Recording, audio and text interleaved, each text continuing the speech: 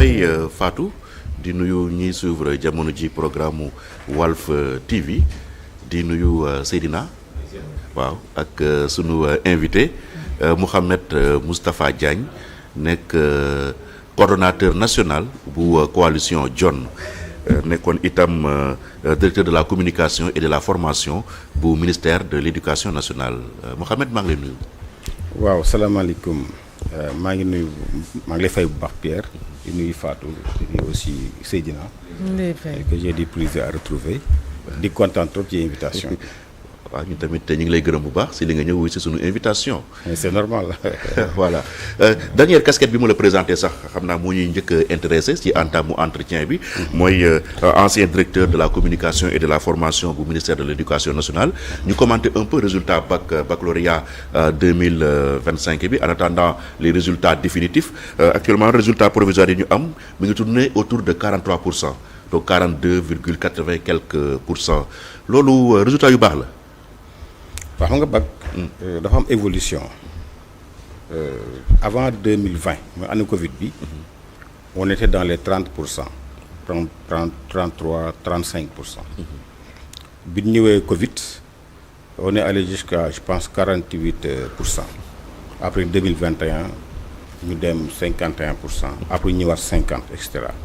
donc jusqu'à présent c'est vrai que on est monté en puissance mais nag résultat yi baaxul parce que à chaque fois soo jëlee ñi def bac ñëpp genn wàll gi duñu am.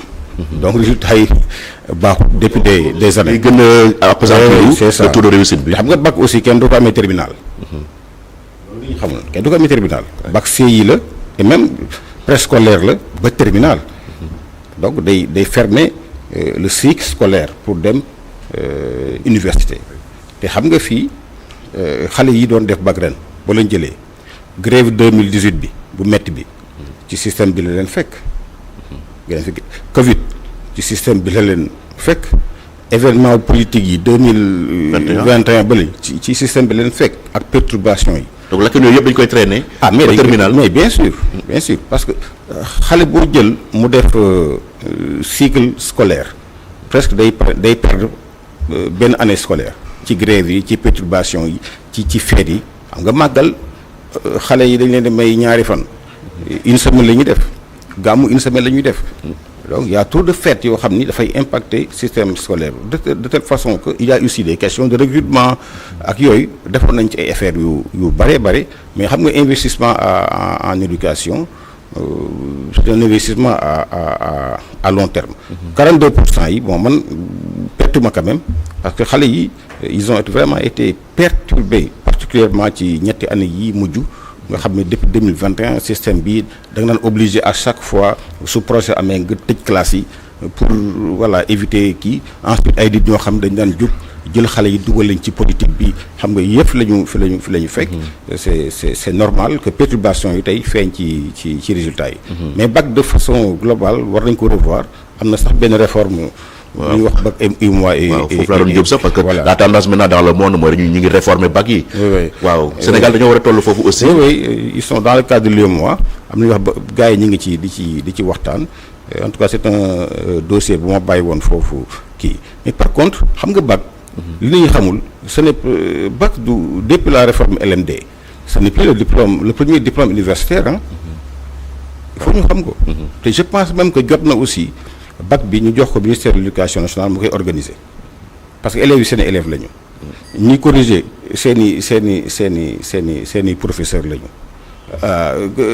classe yi suñu classe su éducation nationale la jot na vraiment ñu jël bac ñu jénne ko ci comme ce n'est plus le premier diplôme ñu jénne ko ci enseignement supérieur yóbbu ko éducation nationale def ko un diplôme normal parce que nag c'est vrai que nag y a les 30 heures. waaw y a trop de pression sur les candidats. voilà da ngay dugg kër goo xamante ni bii bu fekkente ni bii jëkkër ji polygame la mu am ñaari xale yu defandoo bac xam nga rek bu kii amee ki yaay ji moo liggéey kii yaay liggéey c'est très compliqué. donc bac bi liñ ci xale bi charge émotionnelle bi nga xamante ni moom lay yóbbaale dafay disaay goo xamante ni bii day dem sax dafay capoter parce que simplement voilà. booy def ak moom quartier bi yëpp ko yëg ah. li ñu njëkk wax mooy. est-ce que yëpp ko yëg ni da ngay def quartier bi ñëpp koy intéressé wu. voilà ñëpp wala intéressé wu donc loolu.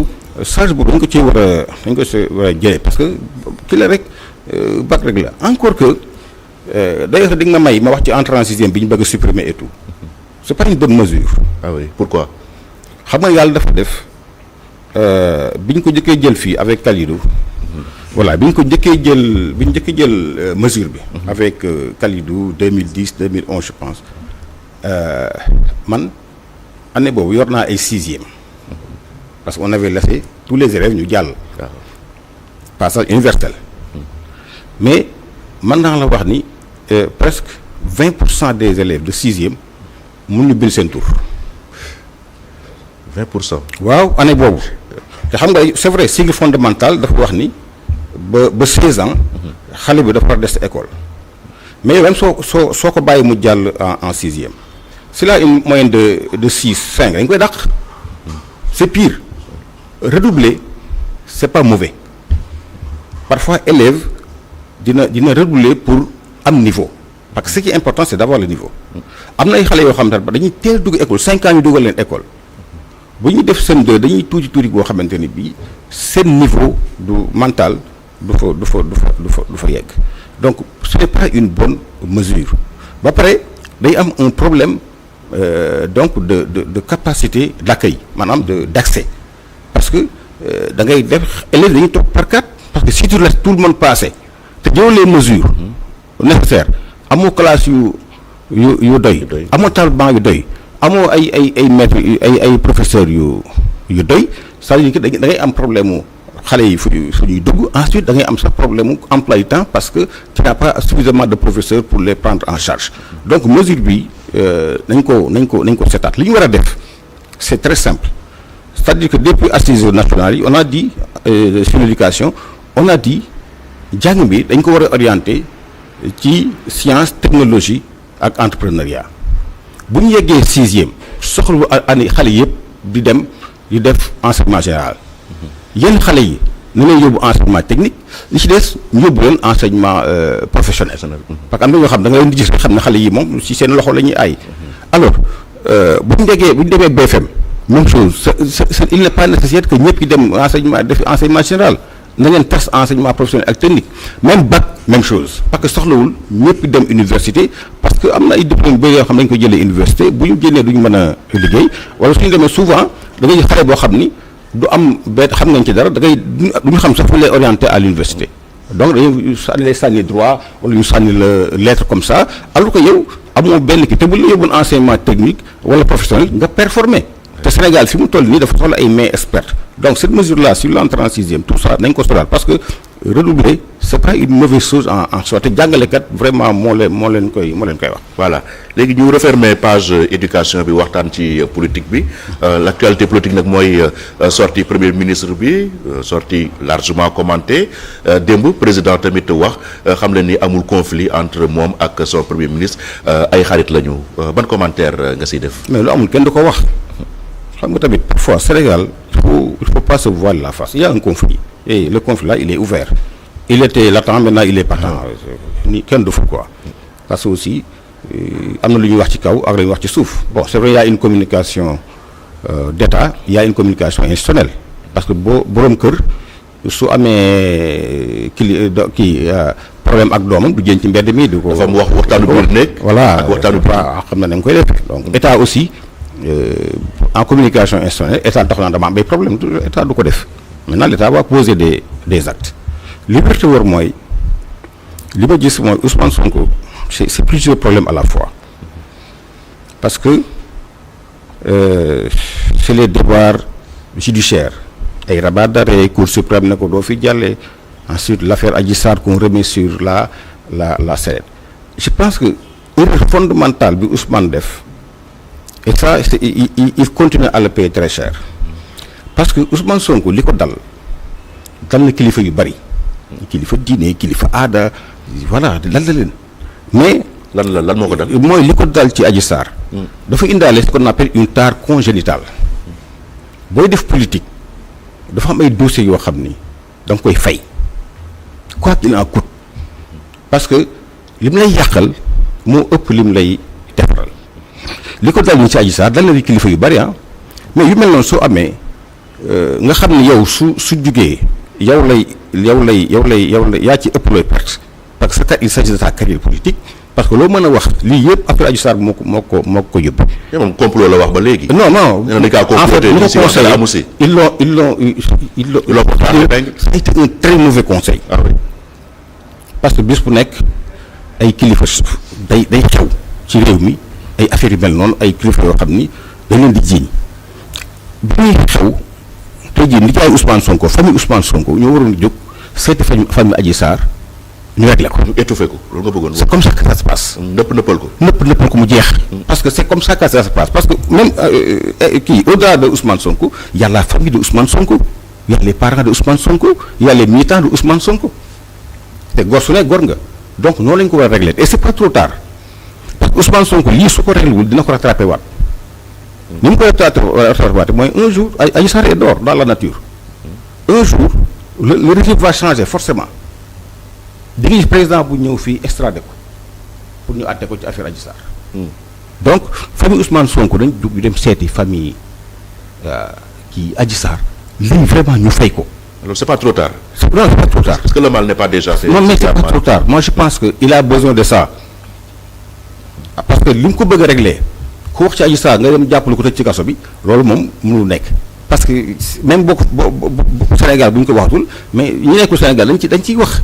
c'est un dossier boo xam ne daf ko war a éteindre baaxul ci moom baaxul ci Sénégal baaxul ci Adji Sarr baaxul ci kenn on l'a payé très cher avec les événements là yëpp moo 80 morts extra je ne sais pas 60 morts alors je pense que jot na Ousmane Sonko fa même jug ñu fay lii entre les deux familles ñu fay que mu jeex te su boobaa loolu rek moo mën a fay affaire du Adji Sarr. est-ce que nguur gi fi nekkoon aussi amuñu woon volonté monter en épingle cette affaire là pour décrédibiliser Ousmane Sonko. naturellement pas le président Macky Sall nag. waaw si. mënoo wax justice à l'époque te waxoon. président Macky Sall je parle en connaissance de cause Macky Sall a géré les conséquences de l'affaire.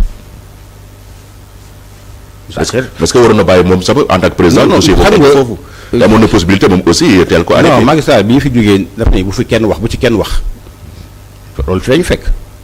il a interdit à tout le monde bu ci kenn wax yëf yi jàmbur la yëf yi c'est des trucs privés malheureusement nag développement yi dafa ñëw ba dal ci kawam cette affaire là a été très mal gérée par Sonko par l'État du Sénégal et par les Sénégalais parce que ku ne nga jóg far ci benn camp te li wër te wër mooy Adji Sarr ak Sonko la ñu seq ñoom ñaar dong ñoo xam ak yàlla. amul keneen ku ci xam ne. nga bëgg ne nous sommes tous responsables. mais oui ce qui s'est passé. mais oui on a fait des camps. mais à des niveaux à des degrés divers. waaw parce que tamit di seede loo fekkiwul. ma fi am y a des gens qui ont dit que Sonko a tort non c'est Adji Sarr qui a tort ñu def ñaari camps te kenn fekkewu ci li ngay wax ni amul kenn ko fekke loolu Sonko ak Adji Sarr. moi je dis que Sonko na jug mu fayal bu ko deful ça va encore l'attraper un jour viendra régime Diomaye bi du fi nekk. beneen régime mooy ñëw on ne sait jamais mën nañ ko extrader yóbbu ko àtte ji ko parce que on le voit aux États-Unis gis nga ay nit ñoo xamante ne bii dañuy dem ba kii ay dossiers yu am 25 ans 30 ans ñu génneel leen ko di leen ci àtte na def attention ci loolu cette affaire là nañ ko éteindre baaxul ci Sénégal et puis li maintenant il est premier ministre il va être président mënul nekk président ci réew mi te loolu fayu ko man maa la wax lii. waaw léegi relation nag ak le président Diomaye. voilà moi je pense que Ousmane Sonko ak Diomaye suñ tëjee ci néeg avant ñuy jël nguur gi waxante lañ fay waxante ñoom ñaar la engagé wul constitution du Sénégal à partir du moment où Diomaye moo falu Diomaye moo waat devant la nation sénégalaise je jure de remplir fidèlement la charge de président de la République, d'observer et de faire observer scrupuleusement les dispositions de la Constitution et des lois. Diomaye moo waat te Diomaye li mu yor moomu ko. en fin de compte moom mooy rendre compte. waaw non ba pare li mu yor dañ ko dénk. ba pare dénk dañ koo encadré naka yow lii mooy sa champ d'action soo nommé premier ministre lii mooy champ d'action ministre lii mooy seen champ d'action nous sommes dans un régime présidentiel. Diomaye doit devenir ce qu'il est, c'est-à-dire un président de la République. Il ne l'est pas. Et Sonko, li mu nekk nii lan la du président. Sonko doit l'aider à l'être, à le devenir. Il n'assume pas pleinement son rôle de président loolu nga bëgg a wax. ñëpp dañuy wax ni on a un président effacé. Il est temps aussi que Diomaye jël ay responsabilités mu exercer les fonctions. Et dañ fi doon dénoncer aussi l'hyperprésidentialisme que ni le président il a trop de pouvoir, il a presque droit de vie et de mort sur chaque citoyen tey ñu am président effacé aussi ñu koy critiquer finalement la ñu bëgg ñun. Non, ce que je veux dire. C'est vrai, on peut discuter du mode de gouvernance, on peut discuter du système politique, tout ça. Mais en attendant, système bi ñu yor système boobu la c'est un système présidentialiste. Président bi moom mooy dépositaire unique du suffrage universel. Après moom mooy rendre compte. De ce point de vue là, le président il exerce totalement sa mission ou il démissionne. Ensuite, président bi oui dañ ma gouverner Ousmane nee na gouverner wala mu bàyyi ma gouverner non c'est-à-dire président mënu la ko jox ou bien day nekk président de la République mënu ko nekk mu delloo ko askan bi tànn keneen c'est comme ça que ça se passe mais il faut que encore une fois Ousmane Sonko joue le jeu te je pense que crise bi baax na tuuti parce que quand même dina réveiller Diomaye mu jëlee responsabilité parce que tamit je l'ai dit quelque part mooy Diomaye tu as pris tous les avantages yow dañu la jox avion jox la chaloupe jox la ay oto jox la ay kër jox la salaire tout frais président kii ñu jël ko en charge ba pare ngay doo def liggéey bi il n'y a pas de premier ministre kii fort loolu amul ci administration ou de DG fort non li ñu soxla mooy ay ministre ay DG premier ministre yu compétent liggéey bi nga xamante ni moom la leen sant ñu mën koo def donc et j'ai trouvé aussi que débat bi c'est indécent parce que mënuñu nekk société boo xam ni plus de 30 000 Sénégalais ont perdu leur emploi c'est ça la vérité ministère bu ñu dem agence yi ñu dem ñëpp ñu dagg fa ay contrat ci port un peu partout contrat yooyu seeni borom dañoo am ay jabar am ay doom lan la ñuy dundee tey est-ce que ñi ngi lekk est-ce que ñi ngi naan est-ce que seen doom yi nekkoon ci école privée yi mujj nañu fay est-ce que seen location mën nañ ko fay est-ce que seen sëy ba léegi mi ngi am loolu c'est des problèmes semence bi ñi ngi wax ni saako gerte yi jox semence ay da ngay presque da ngay ñëw def ci ay 12 kilos suuf mais loolu problème la inondation yii di ñëw parce que ren dafa nar a taw loolu météo wax est-ce que def nañu liggéey boo xamante ni bii tey bu inondation yi ñëwee du mel ni comme daaw est-ce que daaw la ñu waxoon ci inondation Matam yi jëm fële Bakel ndax est-ce que def nañ ko. kon da nga jàpp ne les priorités sont ailleurs. mais oui. Et c'est bien vrai que dégg naa démb Diomaye ñëwaat ci bu ñu la falee nga def 16 mois vraiment du kersa jaaduwul nga toog fii di waxu ay éligibilité waxu ay dañ may attaqué président bi du ma kii mais fii kan lañ fi lu attaqué képp koo xamante ni bëggoo kenn attaqué la bul laal les ressources publiques boo xoolee boo xasee gérer keesu daayira sax boo ko gérer waa daayira ba wax ci yow wax maa lu toll ni réew nga xam ne da nga attaqué ay nit ba jot ci mais les gens dañ lay forcément dañu lay attaqué. Évidemment, il faudra ñu xool nature attaque yi. Oui, c'est ça. nañ nekk dans les limites du supportable quand même. Un pouvoir parce que souvent c'est des coups yoo xam ni vraiment. coups yi Macky Sall jël ñoom jëlaguñ ko quand même. coups yi Macky Sall jëlaguñu ñoom amaguñ fi marche ba mu ak ay mët. waxaguñ fi nañ jël Diomaye kii def ko comme sama yeldo fi la ñu fekk mais en tout état de cause dafa am débat boo xam dafa teel je trouve que na bàyyi Diomaye mu nekk président de la République ba 2029.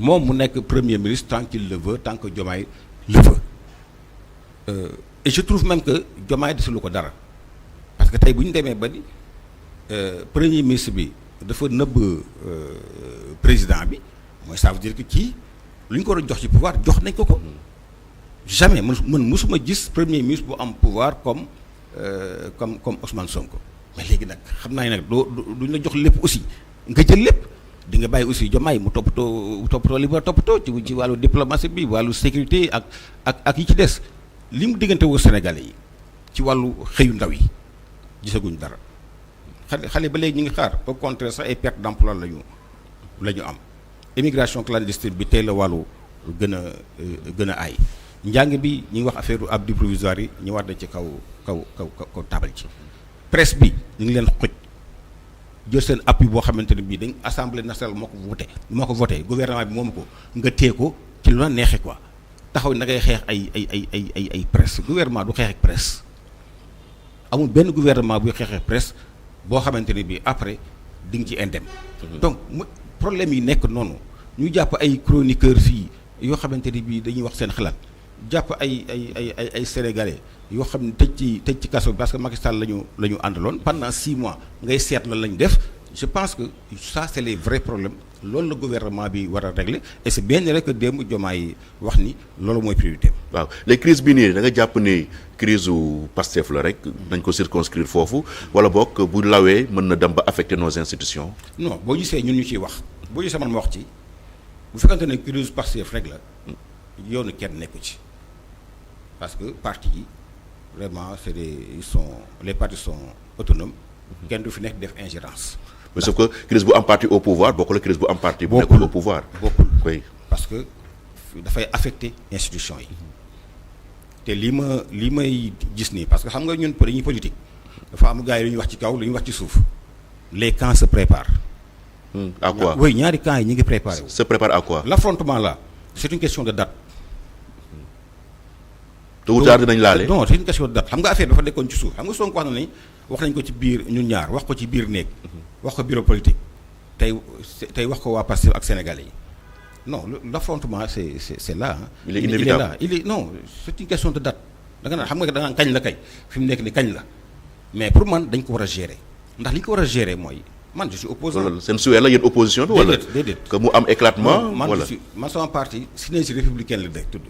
man je crois aux valeurs et institutions de la République li tax ñu war koo gérer mooy suñu duggee ci conflit boobu tey dafa am ay forces yoo xam ni ñu ngi aux frontières li ñuy xaar mooy Sénégal am instabilité quand on dit que les terroristes ñu ngi fii ci kaay. mooy les forces organisées yi Macky Sall doon wax. oui terroristes ñu ngi fii ci kaay. il y a des réseaux dormants ci biir Sénégal on ne peut pas se permettre une instabilité suñu biir réew ensuite. Déjà que avec ces histoires de dettes cachées tey jii bailleurs yu bëri daw nañu mais ban bailleur mooy jël xaalisam di ko def ci réew moo xamante ne bi dafa instable amul c'est-à-dire que kenn amul intérêt ci Sonko man je suis opposant ci Sonko et ak Diomaye ñu jàppante parce que dafay tarder état bi dafay tarder Sénégal ensuite dafay yokk risque. dafay indi ay menaces ci da nga jàpp ni crise économique bi ñu nekk rek doy na sëkk. waruñu si mën a yokk une crise politico-institutionnelle. mais absolument te malheureusement cette affaire là n'est pas bien gérée. Diomaye li Diomaye wax démb loolu. non dalu sa xel. Diomaye il a parlé en tant que président de la République am na loo xam président du ko wax du waxu président cette affaire là suñ ko géré wul ñun ñëpp conséquences yi dina dal sunu kaw parce que connaissant Ousmane Sonko ak ay nitam. c'est pas des gens yoo xam ne dañuy croiser les bras ay nit yuy xeex lañu xeex bi fan lay yem fan lay del amul kenn ko am intérêt ci loolu xam politique aussi lu ñu politique dafa am fu mu yem tant que ñi ngi politique te yàqalu réew mi man awma ci problème mais bu ñu naree politique mu yàq réew mi ñëpp dañoo war taxaw ni lii nañ ko arrêté c'est pas parce que da nga contre Sonko wala da nga contre Diomaye que war nga mu am fi crise mais crise Idriss Seck ak Ablaye Wade loolu la tey lan la Sénégal jële ils ont fini par se retrouver Macky Sall ak Ablaye Wade ils ont fini par se retrouver donc même Sonko ak Diomaye mi bu ñu rayante ëllëg ils vont se retrouver donc ça sert à rien d'entrer dans des crises yoo xam ne déjà dëkk bi metti gi mu metti inflation bi njëg yi ni mu seere ci dund bi ngeen bëgg yokk nag am Sonko indi Diomaye am Sonko tey seen xeex ñoom Pastef seen xeex dafay metti parce que je parle en connaissance de cause barki dem dugg dañ ci il paraît que dugg dañ ci surtout président bi lu ñu ko fa yàqul amul parce que ñoom mënuñu gérer seen kii parce que crise danaan am parti socialiste dana am parti démocratique sénégalais mais am na yoo xam ni da nga koy nëppal parce que fukki nit fu mu daje coow am coow mënul ñàkk allah kulli alin jëkkër ak jabar sax dañuy coow ci biir néeg ñoom ñaar kese waxuma laa nag lu toll ni nga gérer un pouvoir nga xam ne léegi y a un camp de Diomaye y a un camp de Sonko parce que les intérêts ont commencé à diverger parce que poste yi bu nga ko joxee ba pare am ñoo xam amuñu ñooñu bu ñu sañoon su Diomaye dañuy yaakaar ni Diomaye jël pouvoir bi am doole mooy tax ñu am ñoom dañuy bëgg Diomaye jël ay responsabilités donc y a les camps là ci jigi jàkkaarloo waaw sànq ba léegi yaa ngi naan nañ ko gérer bu ñu ko gérer wul du baax naka lañ koy gérer crise bi. moi je pense que Ousmane d'abord dafa war a revoir ses ambitions à la baisse. ah oui. waaw mu nekk un premier ministre normal mu dégager de l'espace pour le président. il est trop envahissant loolu nga bëgg a wax. oui je pense que quelque part il y a de l'encombrement.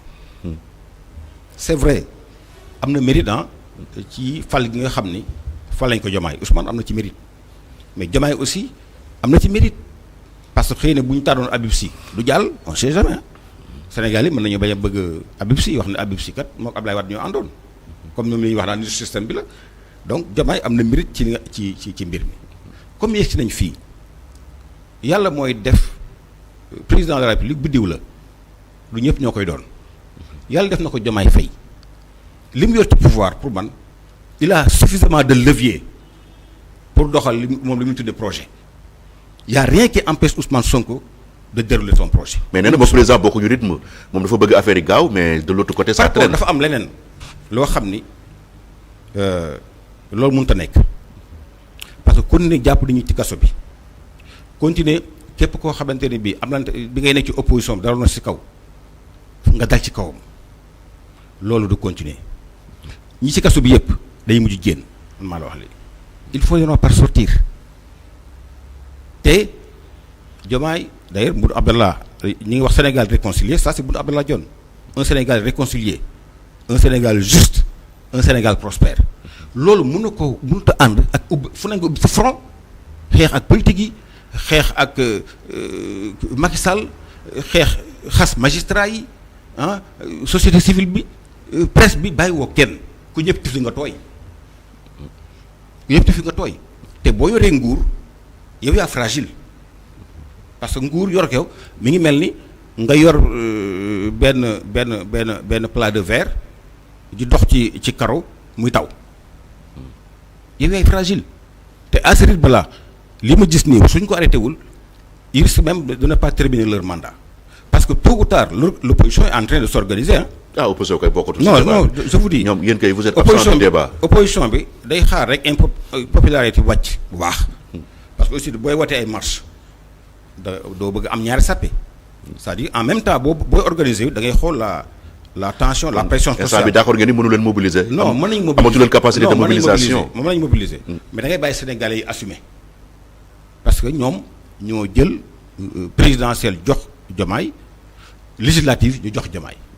ils n'ont fait que 15 mois da leen bàyyi tuuti Sénégalais yi gis li leen doon wax ci ñoom ndax mën nañu wala mënuñu donc moo tax opposition bi pour man c'est une posture non seulement républicaine mais très politique parce que tey population yi ñoo commencé di wax waaye ñii mënuñu li ñu waxoon defuñu ko ñoo waxoon dañuy supprimer affaire góor jigéen xam nga pénaliser del lañ ci ginnaaw donc tous les engagements là ils sont en train de régner donc yow da ngay bàyyi ba pression sociale bi yéeg niveau bu baax donc su boobaa nag nga doog a wàcc sur le terrain def les actions de terrain mais pour le moment liggéeyu max ngay def nekk ci suuf yee nit ñi organiser leen donc waxtaan ak ñoom ba parce que li ma gis nii bu fekkente ne bi Ousmane mënul muñ critique je me demande bu fekkente ne les manifestations de grande envergure su commencé fa lañu jëm encore que syndicats yi yëgutooguñu c'est-à-dire que 2 ans je pense que à partir de l'année prochaine syndicats yi dañu commencé taxaw parce que gis nga enseignants yi am na ay syndicats yi ñoom ils sont liés par le pacte non pacte de stabilité bi signé ak gouvernement bi yow xamoo syndicat xoolal parce que syndicaliste bi kenn rek lay déglu sont militants la question des décisionnaires là comme ni ko bu ñu ko réglé wul bu déwénee mooy doon grève greffier yi li ñu bëgg nii lu jafe la parce que jógee hiérarchie dem hiérarchie suñ ko réglé wul duñu bàyyi secteur de la santé ña nga taxaw te yooyu yëpp. surtout que gouvernement bi ne les marges budgétaires moom n'existe plus. presque plus voilà te revendications yi yëpp dafa am incidence financière. maintenant c'est un gouvernement qui doit aller chercher de l'argent. Un gouvernement c'est pas pour donc constater simplement des manquements ou des impossibilités. Nguur du wax mënut a nekk nguur day wax maa ngi jéem. mais nguur aussi day tenir un langage de vérité. non gars yi bu ñuy revendiquer loo xam ne nekku fi nga leen li nekku fi. waaw mais même booy. moo gën nga leen di promettre di signer ay accords yoo xam ne doo ko respecté. même loolu dafa am nu ñu koy waxee. même loolu dafa am nu ñu koy waxee.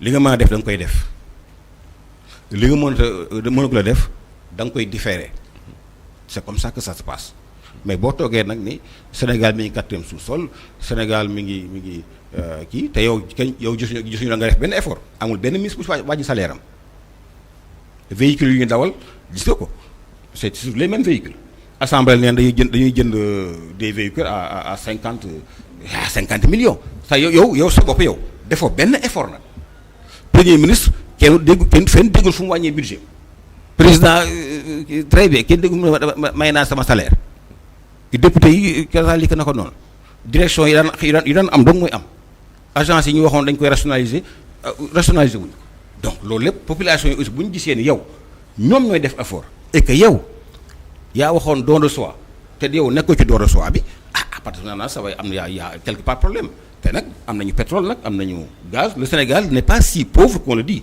parce que réew moo gis ñu lay lebal c'est parce que dañoo xam ne mën ngaa fay ñoom semaine bu nekk ñu lebal leen. mais état aussi dafa ànd ak prestige est-ce que mën nañu continuer dans le misérabilisme quand même.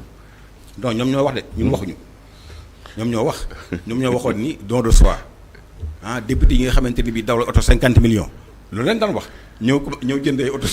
waaw mais don de soi ne signifie pas que. non ils ont fait vœu de pauvreté. ñoom laa wax de ñoom laa wax ñoo doon critiquer salaire yi dafa ëpp d'ailleurs sax député war ñu am salaire nag et cetera man je pense que ci boo waxee yow que dëkk bi dafa am problème xaalis yow yaa war a njëkk a def don de soi ñoom wax ma suñu wax di ñun seen wax ñoom laa wax ñu ne président wàññi na salaire am premier ministre renoncé na ci ay avantages am mais le premier ministre booy voyager jet privé lay jël ci yenn condition dañ koo abal dañ ko louer mais xam nga tamit sénégalais yi seen nee nañ c'est moins cher que bu jëloon leneen. non loolu moom non est-ce que duñu xool taille délégation yi et tout parce que ça coûte cher ça coûte cher et puis visite yi ñuy def noonu lan la ñu jural. waaw les retombées ne sont pas immédiates.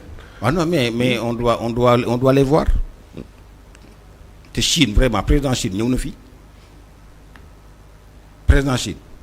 fi c'est pas quelque chose d'extraordinaire président États-Unis ñëw na fi c'est pas que Sénégal réew mu mag la c'est-à-dire li ñu war a arrêter justement mooy image bi ñu jox Sénégal que réew mu ñàkk la réew mu amul la déedéet niveau ak loo mën a wax am na nguuru parti socialiste fu mu yóbboon réew mi nguuru Abdoulaye Wade am na fu mu yóbbu réew mi nguuru Macky Sall am na fu ñu yóbbu réew mi ñoom tamit comme fekk dañ ko point C nañ ko yóbbu point D parce que ils sont pas là éternellement mais jàmbat alors que yow bi ngay nekk ci opposition bi waxoon nga ni lii yëpp mën naa nekk nga ñëw commencé non Macky Sall a bon dos quand même Macky Sall ak loo mën a wax na Macky Sall am na lu mu fi def. on ne peut pas l'absoudre ci situation bi am nii. non waaw mais non sa responsabilité moom elle est pleine et entière. xoolal en termes de réalisation dëgg rek moo neex yàlla man bi may ñëw fii c'est aller plus vite ndax pont bi laa yëg rek. mais oui c'est normal te bu ma daan ñëw en 12 ans chaque mois chaque année ñu voté la des milliers de milliards de budget. bu ma daan ñëw mais c'est normal que nga réaliser des infrastructures. bu ma daan ñëw fii damay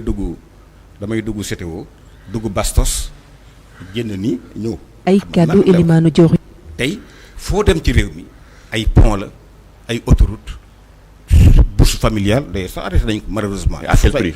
non dama ni loolu am na Macky Sall lu mu def lu baax c'est-à-dire bu ñu bëggee politique aussi du ñu fi nekk ni waaye ñii li ñu fi def dara baaxul loolu sénégalais yi mënuñu koo gëm am na sénégalais boo xam ne te xebtali bi ci Sénégal c'est Macky Sall la amee liggéey kooku mën na koo wax ni Macky Sall def fi dara boo demee ci pont Gambie bi man dama fa daan jaar nga xam ni da ngay camion boo xam ni pour mu jàll ci baggu Gambie bi day def une semaine foofu léegi boo ñëw ti fee 5 minutes yaay jàmm ba fa nekk mu la jël ñu Macky Sall da ko coppit sànni sa àll ba mais dafa am yoo xamante ne bii Macky Sall def na ko nañ ko nangul maintenant nag amul benn nguur boo xamante ne bii mort yi ñuy wax amul benn régime boo xam ne du am ay mort.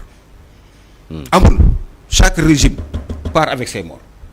waaw léegi loolu dañ ko war a accepter ba kañ. ah mais non bërki démb am na ñu dee ci ay manifestation non est-ce que Diomaye Faye moo leen rey est-ce que Ousmane Sonko moo leen rey y a eu des manifestations à Rosso am na ñu dee c'est-à-dire que il faut ñu xam ni la vie sociale là le contrat social dafa ànd ak ay conflits li ñu leen di laaj mooy ñoom c'est pas compliqué am na loo xamante ni bii Macky Sall def na ko en termes d'infrastructure loolu lañ ko yeggale ñoom fi ñu leen di xaar mooy ci social bi nañ góorgóorlu parce que du ñu dab Macky Sall ci infrastructure du ñu dab Ablaye Wade ci infrastructure nañ góorgóorlu ñu fexe ba Sénégalais yi dund gu décent mooy ñu xoolaat condition salaire yi pour man c'est important ñu xoolaat santé bi sa waay Sénégal ñi fi am droit faju ñi fi am droit feebar bareetul ah parce que ku am droit feebar mooy koo xam ne am nga loo fajoo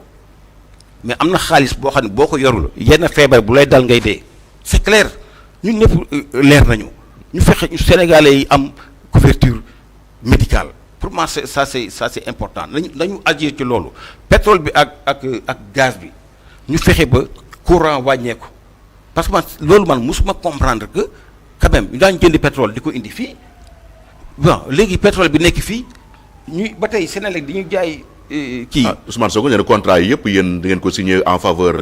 des autres ñi koy exploité. loolu c'est à ñun li ñu si gagné bëriwul. loolu kañ wax dëgg. ba annoncé nañu sax dinañ ko renégocier waat te ñu ngi ci. xam nga kii fii ñi fi tabax kër ñu ëpp lu ñuy def dañuy dem banque tabax seen kër non suñ ko mënoon dañ dem banque duñ dem banque Sénégal su mënoon amoon yoo xam nga pétrole ak gaz lan la da ngay jël ay centaines de milliards ñëw di gas soo gasee soo gisee baax na soo gisee perte nga say centaines de milliards Sénégal da koo am Sénégal amu ko suñu budget ay 6 000 milliards lay doon pour nga gas ay pétrole il faut nga am 1 000 milliards et plus bu ñu jëlee 1 000 milliards di jéem a gas pétrole boo xam c'est-à-dire moyens yi mu laaj amuñu ko fii àdduna bi am na xam ne ku ko mënoon defal ko sa bopp dañ ko mënul le Sénégal est un tout petit pays donc ñoom li ëpp solo mooy contrats yi ñu gis nii c'est des contrats qui sont publics gars yi bu ñu exploité ba kii il faut ñu jëlee seen xaalis nga doog si gis sa bopp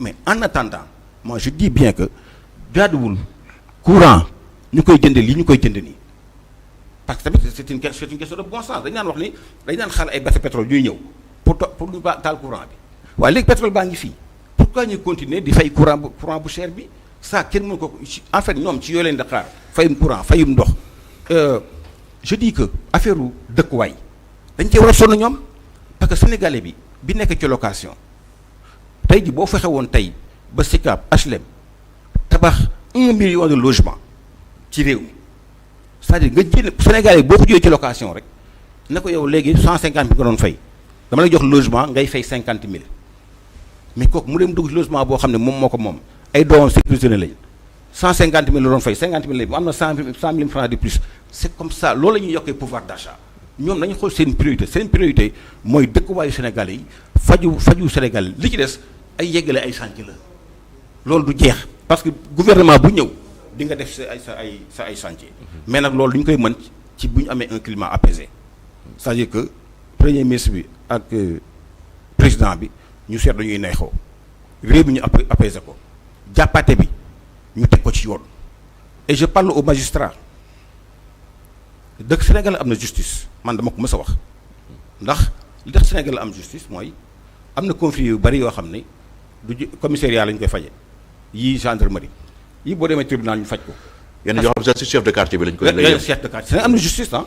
boo demee fële chaque jour boo demee tribunal dafa yor ay dossiers ñu koy réglé kenn xamul nu mu toll ay sëy ak ay tas sëy ak ay jubali sëy et tout ça ay entreprise jote mais problème bi ñu am mooy les dossiers politico-judiciaires xam nga xëy jàpp Barthélémy Diaz par exemple xëy nangu maireem loolu rafetul. waaw bu dee loi bu moo ko wax nag. waaw mais xam nga loi même les lois s'appliquent de façon très intelligente et humaine parce que boo jëlee Barthélémy Diaz dafay def 25 millions tëdd na 6 mois kaso nangu poste député am nangu pestu meeram je dis que loolu ëpp na. on est en politique tamit ah. nga jël kii BNK dama lay wax état justice bi laay waxal Lat Diop